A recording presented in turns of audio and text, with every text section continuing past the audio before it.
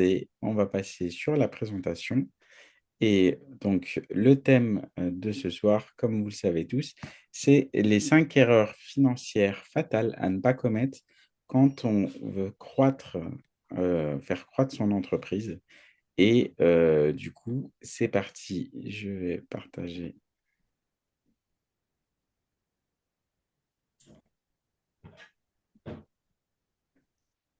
la présentation.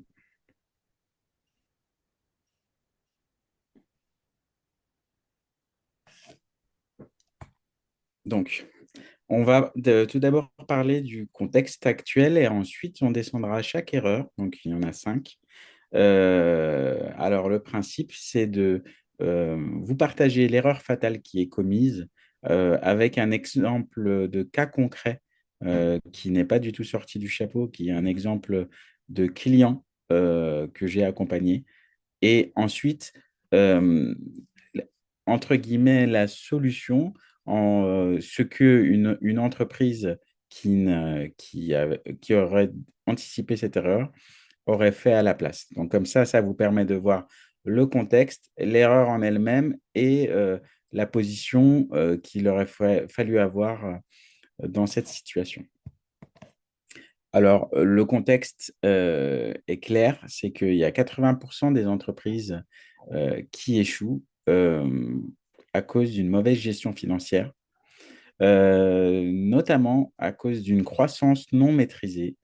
C'est souvent la situation la plus compliquée à gérer quand on est entrepreneur sur le plan financier. Les phases de croissance peuvent être très dangereuses. Et donc, typiquement, on peut se retrouver à des situations où on a 300 KE de chiffre d'affaires, mais 5 000 euros sur le compte en fin d'année. Et encore 5 000 euros, je suis plutôt gentil. Des fois, c'est plutôt en négatif. Donc, aujourd'hui, du coup, on va déconstruire ces 5 erreurs qui sabotent la croissance. Et tout ça pour vous permettre d'atteindre vos objectifs financiers. Alors, la première erreur, c'est confondre chiffre d'affaires et rentabilité. Alors, je mets toujours en opposition le mythe et la réalité. Donc, le mythe, c'est clairement si mon chiffre d'affaires augmente, mon profit augmente. C'est une situation qu'on voit très souvent des personnes qui veulent croître, qui veulent plus de bénéfices, mais la première action, c'est de vouloir faire beaucoup de volume, de la pub, avoir un maximum de prospects chauds. Mais la réalité, c'est qu'un business peut afficher un CA explosif et finir en perte, malheureusement.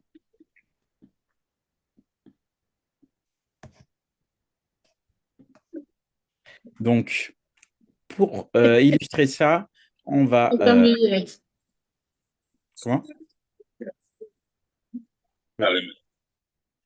Pour illustrer ça, on a un cas pratique que j'ai appelé l'illusion du scaling. Donc, par exemple, Laurent, qui est consultant, il est passé de 10K euros de CA à 20K par mois en un an, mais son bénéfice net n'a pas bougé. Pourquoi? Donc, Laurent, bien sûr, c'est un de mes clients. J'ai changé son nom, il ne s'appelle pas vraiment Laurent, mais voilà, c'est vraiment un cas concret. Donc, ses charges variables ont explosé. Il prenait de plus en plus de clients, mais ses charges ont explosé. Il a ajouté des services non rentables pour faire plaisir. C'est-à-dire qu'il a commencé à mettre en place une panoplie de services pour satisfaire au maximum ses clients, mais ces services n'étaient pas rentables. Et il a embauché avant d'avoir bien sécurisé la rentabilité de ses offres. Et ça, c'est vraiment un cas qu'on a souvent, c'est qu'on va embaucher en se disant, voilà, j'embauche, ça va me servir, de toute façon, tôt ou tard, j'aurai besoin. Et puis, bon, ben, on creuse les charges et on creuse le déficit, justement. Et surtout, si l'offre au départ n'est pas rentable, ça peut être une situation très compliquée. Donc, qu'est-ce qu'aurait fait une entreprise rentable dans cette situation? Alors, à savoir qu'une entreprise rentable ne regarde pas le CA. elle suit la marge nette. Donc, la marge nette, c'est le chiffre d'affaires moins la totalité des charges. Et elle structure un modèle de coût fixe et variable. C'est-à-dire que avant de vendre une panoplie d'offres ou plusieurs volumes, il faut s'assurer que sur une offre, j'ai un coût fixe à un coût variable qui est aligné avec le prix. Du coup, j'ai un modèle rentable et ensuite, je peux dupliquer ce modèle rentable par X ventes. Voilà. Et il faut surtout définir le seuil de rentabilité avant toute prise de décision.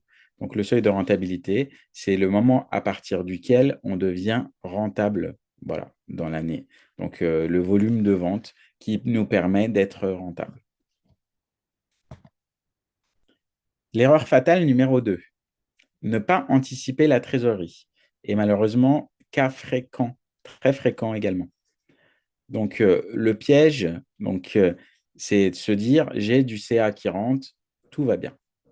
Mais on peut avoir une crise de trésorerie et tuer la boîte. Donc, une crise de trésorerie, c'est-à-dire, ça peut être plusieurs situations, mais on est assez à court au niveau trésorerie, on a un coup dur, on n'a pas anticipé et bah, ça peut mettre en difficulté la société, même si j'ai du CA qui rentre.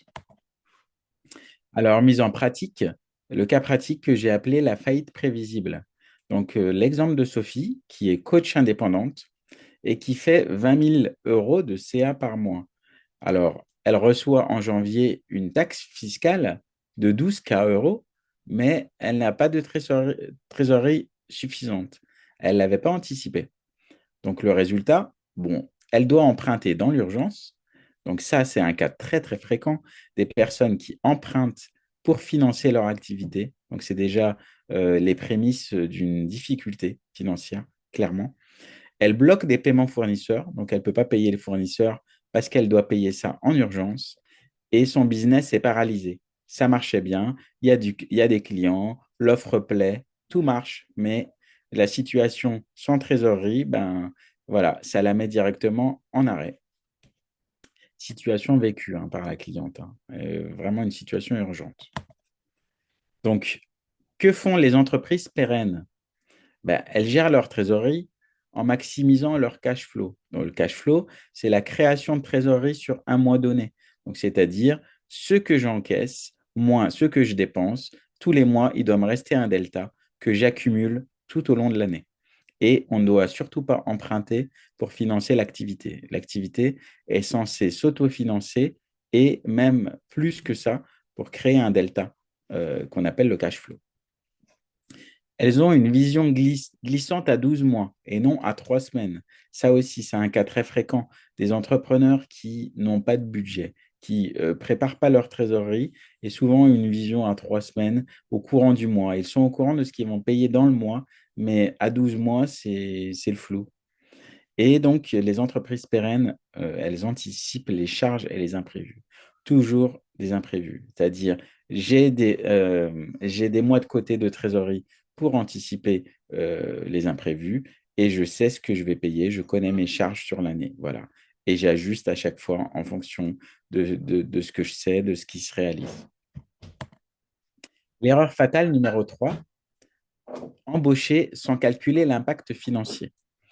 Donc, toujours le mythe, si je veux grandir, je dois embaucher.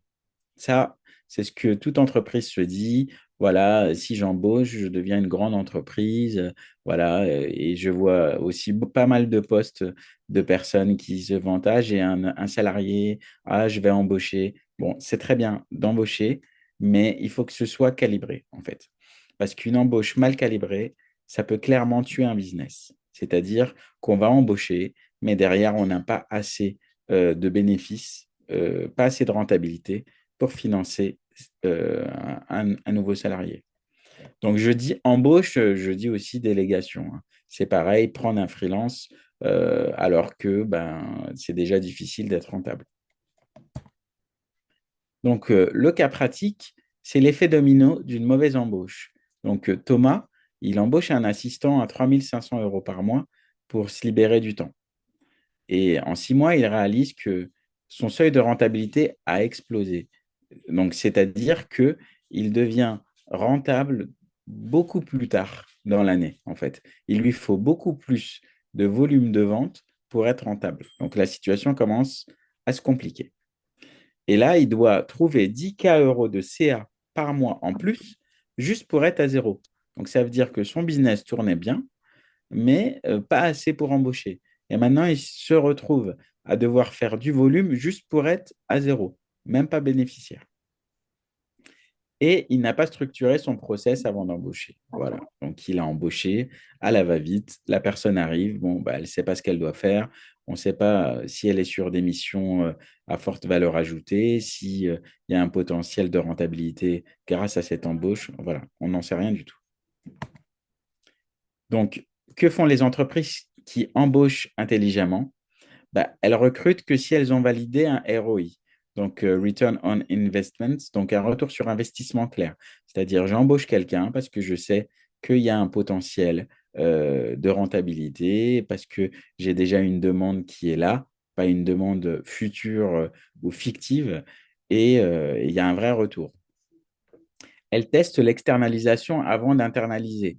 On n'est pas obligé de tester l'externalisation avant si on sent que, on a fait une bonne étude et qu'on peut embaucher sur le long terme. Mais souvent, les entreprises vont prendre un freelance ou externaliser un certain temps. Et une fois qu'elles voient que c'est du récurrent et qu'elles ont vraiment besoin de quelqu'un, bah, elles vont remplacer ce freelance par une embauche en interne et progresser comme ça petit à petit et scaler. Voilà. Et elles ont 6 mois de salaire déjà provisionnés avant une embauche, parce que le but, c'est pas de prendre quelqu'un et à la fin du mois de se demander comment on va le payer. Et puis, même si on arrive à le payer, se demander comment je vais payer ces charges sociales les mois suivants. Voilà. Le but, c'est d'avoir quand même une souplesse et puis faire les choses dans la sérénité. Donc, l'erreur fatale numéro 4, fixer ses prix au hasard. Alors souvent, moi, j'ai fait des posts là-dessus. C'est soit des prix sortis du chapeau, ou alors je parle de prix fixés au doigt mouillé. C'est clairement un prix qui sort de nulle part. Il n'y a aucune stratégie, on a un prix. Voilà. Donc, on va dire, je mets un prix en fonction du marché. Il y a aussi d'autres choses qui se disent. Je prends un prix avec lequel je me sens aligné, ou mon concurrent fait ça, ou je ne me vois pas facturer plus. Voilà. Là, c'est vraiment quand on n'a pas fait l'analyse du tout du pricing. Et en sachant qu'un prix trop bas ou mal calculé, ben, ça fait du mal au business, hein, clairement, et ça détruit la marge. Donc, le cas pratique, ben, que j'ai appelé la guerre des prix. C'est un jeu mortel. Donc, on prend l'exemple de Julie, qui est coach business. Ben, elle facture 1 500 € pour un accompagnement de 3 mois. Voilà, donc elle est contente. Elle a facturé 1 500 € pour son accompagnement de 3 mois. Et puis, un jour, on lui fait calculer son temps réel passé pour son accompagnement. Et elle se rend compte que ce qu'elle facture divisé par le temps qu'elle passe, et ben finalement, elle apprend qu'elle est à 30 € de l'heure. Voilà. Donc, ce n'est pas toujours sympa de se dire qu'on est à 30 € de l'heure. Et surtout, ensuite, c'est difficile de réajuster ses prix quand on est à 1 500 € et d'un coup vouloir passer à 3 000. Souvent, les clients ne comprennent pas. Alors, du coup, comment on fait pour ne pas fixer ses prix au hasard? Eh ben, ce que font les entreprises qui vendent au bon prix, eh ben, elles calculent un coût horaire réel. Donc, le coût horaire réel, ça inclut exactement les charges. Donc, on peut, du coup, avec ce coût réel horaire, avoir une idée de combien nous coûte l'accompagnement en coût. Voilà, on transforme les heures en coûts et puis on ajoute une marge. Parce que le but, c'est pas de travailler pour être à zéro. Le but, c'est de travailler pour faire une marge, voilà, pour être bénéficiaire. Donc, on va partir de ce coût horaire réel. On va se rajouter une marge stratégique, voilà, qui est alignée avec le positionnement et surtout adapter le prix à la valeur perçue. Parce que le plus important, c'est la valeur perçue. Par exemple, moi, dans mon accompagnement, si j'ai une société qui fait 500 000 € et que je lui fais gagner 10% de marge, 10 points de marge, ben voilà, je lui fais gagner 50 000 euros. Et 50 000 euros, ben, c'est vraiment la valeur perçue. C'est-à-dire que pour le client, la valeur qu'il perçoit, c'est combien je fais économiser. Et quand on a une vraie valeur perçue, eh ben, il n'y a pas de limite, je dirais, au niveau du prix. On peut faire n'importe quel prix tant que ce qu'on apporte au client, ben, c'est 5 fois plus, 10 fois plus. Voilà. Et ça, c'est largement possible. Enfin, la dernière erreur fatale, et ça, bon, je vais dire que sur tous les clients que j'ai en appel de vente, allez, on va dire qu'on est à 80%, pour ne pas dire 100%, c'est ne pas suivre ces KPI financiers. Voilà, clairement. Euh, Beaucoup de clients naviguent à l'aveugle et n'ont pas d'indicateurs financiers, de pilotage. Voilà. Donc, le mythe, c'est de piloter au feeling. Donc voilà, ça va, ça se passe, j'ai des ventes, j'arrive à payer, voilà, tout va bien. Donc ça, c'est souvent la situation où on met pas le nez dedans parce qu'on se dit, bon, bah, il n'y a pas de problème. Donc, j'ai pas besoin de mettre le nez dans mes chiffres parce que, voilà, je suis pas en difficulté. Donc, j'ai pas besoin. Mais la réalité, c'est que sans data, on ne peut pas optimiser et anticiper. Si on ne plonge pas le nez dans les chiffres et qu'on n'a pas de données pour, euh, pour optimiser, ben, difficile de piloter. Voilà. Même si beaucoup d'entrepreneurs vont dire je pilote, mais en fait, si on pilote pas, si on n'a pas de data, on ne peut rien piloter, clairement. Alors, du coup, je vous donne les 4 indicateurs clés à suivre absolument. Donc, c'est la marge brute d'abord par produit ou par service. Alors là, c'est très intéressant dans le sens où, en fait, souvent, les personnes vont dire, voilà, ma marge, elle est de 20%, admettons. Voilà, j'ai une marge de 20%. Donc déjà, c'est bien de venir en connaissant sa marge. Là, déjà, on est déjà dans 3% des entrepreneurs. Mais dans cette marge, il y a plein de choses. Il y a à boire et à manger. Il y a des gens qui vendent, qui font de la prestation de service. Par exemple, pour un coach, on va avoir quelqu'un qui va avoir plusieurs programmes. Donc, ben, s'il arrive en disant ma marge, elle est de 20%, ben, il ne sait pas quel est le programme qui est le plus rentable. Parce que le but, c'est de savoir quel est le programme le plus rentable pour en vendre plus et puis faire moins de ce qui est moins rentable. Logiquement, c'est comme ça qu'on fait pour scaler. Une marge nette globale, donc c'est-à-dire une marge globale nette, donc c'est-à-dire voilà, la fameuse marge de 20%, c'est tout le chiffre d'affaires moins tous les coûts, ça donne une marge. Et avoir une trésorerie disponible de 6 mois. Donc clairement, avoir 6 mois d'avance, 6 mois de dépenses en fait, d'avance pour pouvoir gérer. Voilà. Moi, je conseille toujours d'avoir 3 à 6 mois de dépenses, mais quand on a 6 mois et au-delà, on peut voir venir les difficultés. Donc, il faut vraiment suivre son niveau de trésorerie et l'évaluer en mois de dépenses. En euros, ça ne veut rien dire, mais dire, voilà, j'ai 6 mois de dépenses de trésorerie. Voilà. C'est plus parlant et puis ça permet de se sécuriser. Et l'EBITDA en valeur et en pourcent. Donc, l'EBITDA, c'est l'équivalent du résultat d'exploitation. En gros, c'est la vraie richesse de l'entreprise. Qu'est-ce que l'activité génère en exploitation? J'ai mis en pourcent parce que, voilà, si une année vous faites 100 000 et que l'année d'après vous faites 300 000, comparer l'EBITDA en euros, moi, ça ne sert à rien parce qu'on n'est pas sur la même base de chiffre d'affaires. Mais en pourcent, ça permet de voir si vous êtes plus rentable et si vous avez amélioré du coup les charges, optimiser les charges et puis optimiser la rentabilité. Donc voilà, donc ça c'est des clients que j'ai accompagnés, voilà, qui témoignent du coup de cet accompagnement. Alors c'est vraiment au-delà d'être accompagné sur la stratégie financière, c'est aussi le côté humain et personnel qui change.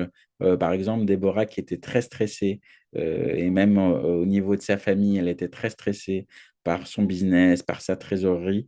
Et ça a vraiment changé sa vie parce qu'elle est plus sereine. Elle travaille pas 5 jours, elle travaille 4 jours quasiment. Et elle a des tableaux de pilotage, elle sait où elle va. Alain, c'est pareil. Alain, il a fait un bond énorme. Il était à 25% de marge, il est à 40%. Donc, il pilote ses marges et il est vraiment très, très content de pouvoir avoir une entreprise rentable et puis derrière pouvoir se payer à sa juste valeur. Et Clémentine, donc c'est pareil, Clémentine qui avait une rentabilité globale qui était pas élevée pour un business de coaching business. En fait, elle est dans le coaching business. Et clairement, voilà, on a pu analyser chaque offre, regarder quelle est l'offre la plus rentable et puis même penser à une nouvelle offre avec une très forte rentabilité. Donc, du coup, si je devais donner une erreur numéro 6 quand on veut scaler, bah, c'est de ne pas se faire accompagner et de foncer dans le mur et d'y aller tout seul. Parce qu'on n'est pas censé tout savoir quand on est entrepreneur et c'est tout à fait normal de se faire accompagner. Voilà. Et je vous remercie pour votre attention. Et ben, du coup, ben, je suis ici pour les questions. Aucun problème.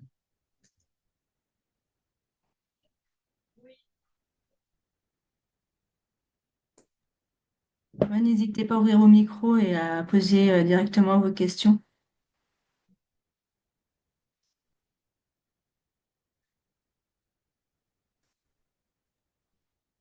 Bonsoir, moi je suis Amel. Je suis dans l'entrepreneuriat dans le domaine de la thérapie énergétique. Et je voulais savoir justement au niveau des outils de pilotage, qu'est-ce que vous conseillez d'avoir? Est-ce que c'est du Excel ou est-ce qu'il y a des documents spécifiques? Alors, tout dépend de votre niveau de chiffre d'affaires et du volume des flux. Alors, il y a dans des très grosses entreprises, il y a tellement de flux que Excel n'est pas possible. Mais pour une entreprise voilà, mais de moyenne ou voilà, on peut très bien piloter avec un tableau Excel assez facilement et il n'y a pas besoin voilà, de plus. Après, voilà, pour le côté ludique, peut-être voilà, le côté graphisme, la possibilité d'avoir des, euh, des graphiques, des courbes ou des choses comme ça. Il y a des outils, mais Excel le fait très bien. Voilà. Très bien, Donc, merci. je les accompagne avec un pilotage Excel et c'est très, très bien. D'accord. Vos coordonnées, c'est avec le QR code, c'est ça? Oui, oui, ou alors, je ne sais pas si, Amandine, tu peux. Moi, je vais vous partager son offre qu'il fait avec Neoni. D'accord.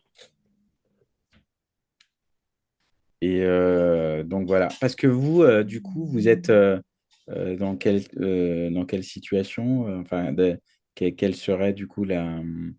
Bah, moi, j'étais en micro-entreprise, sachant que je suis à la fois salariée et indépendante. J'ai clôturé la micro pour ouvrir une SASU. D'accord, Je suis pour l'instant bénévole, on va dire présidente non salariée, d'accord. sachant que je paye déjà des charges sociales avec mon emploi.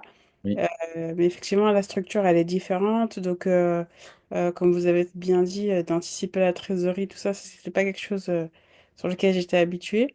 oui. Donc, euh, ce dont vous parlez, ça me parle beaucoup. Oui. Après, d'autant plus que, euh, alors, ne pas se verser de salaire au départ, c'est souvent une méthode qu'on va prendre en se disant, je veux garder en fait les fonds pour mon entreprise pour qu'elle se développe. Mais le souci, c'est que si on n'anticipe pas son salaire, on peut avoir aussi une autre surprise. C'est qu'au moment où on va devoir se payer, bah, de ne pas avoir la rentabilité qu'il faut, ni la trésorerie. Donc, ça aussi, ça se prépare aussi hein, Mm, en avance. ok. Merci. De rien. Après, Amel, tu peux toujours prendre rendez-vous avec Abdel Nasser si tu veux bah, avancer un petit peu plus déjà avec lui. Enfin, si tu as d'autres questions, enfin voilà, faut pas hésiter. Ok, Oui. ok. D'accord, merci.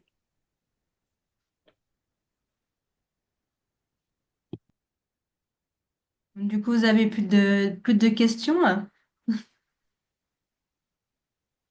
Je vais fermer. Arrêtez.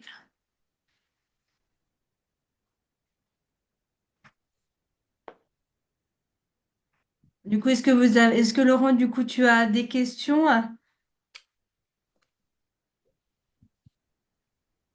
Oui, bonsoir. Vous m'entendez?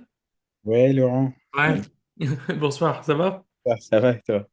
Non, non, moi j'ai pas de questions particulières. Je voulais te féliciter pour la présentation, parce que c'était très clair, clair, net, précis, avec ouais, le constat, la solution, etc. Donc franchement, ouais, c'était top. Et c'est vrai qu'on.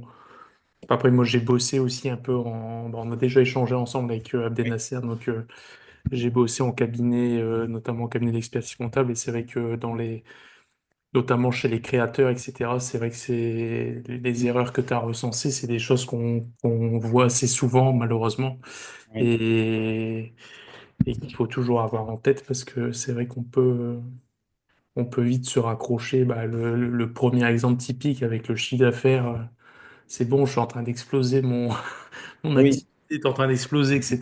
Et puis finalement, bon, il y a tellement mm, de charges, etc. derrière qui se mettent en place que c'est vite le mm. piège. Donc non, non, c'était très, très clair et bravo pour cette présentation. Merci beaucoup. Après, c'est vrai que en fait, c'est adapté. En fait, c'est adapté aux entreprises en croissance, mais c'est adaptable pour les autres, dans le sens où j'ai aussi des clients qui viennent me voir qui ne sont pas du tout en forte croissance, mais qui veulent se structurer avant la Mm. croissance. Et c'est plutôt intelligent parce que c'est comme quand on conduit, c'est difficile d'avoir les bons réflexes à 150, mais voilà, on les a plus quand on vient de démarrer. Mm. Bah, c'est un petit peu ça en fait. C'est que bah, quand on est dans le jeu de la croissance, on va engager des frais, de la publicité, du marketing. Donc, on va augmenter ses coûts fixes à fond. On va du coup créer ce qu'on appelle en finance un effet de ciseau. Ça veut dire que le chiffre d'affaires va augmenter, mais pas autant que les coûts. Et donc, du coup, c'est difficile à rattraper. Alors qu'une entreprise qui veut structurer avant de croître, eh ben, elle va trouver le bon modèle. Elle va optimiser les coûts, elle va être sûre d'avoir une offre bien rentable, elle va multiplier les ventes. Ensuite, elle va voir qu'elle a un besoin de recrutement parce qu'elle a beaucoup de demandes qu'elle ne peut pas satisfaire et elle va y aller par palier, en fait. Et du coup, ben, sur le long terme, c'est une entreprise beaucoup plus performante. Mm. Exactement. Donc comme quoi il faut se structurer dès le départ et comme ça après Ça. on a Ouais, notre croissance maîtrisée et ouais, voilà. Et exactement. après, on peut investir, on peut placer, et puis C'est ça. je peux leur parler de tes services. Après on peut placer l'argent, c'est ça. Voilà. Plus facilement parce que sinon, Oui, sans bénéfice, c'est difficile. ouais, ça c'est clair. Mm. Non, non, mais merci pour la présentation et ouais, super. Merci. Merci beaucoup, Laurent.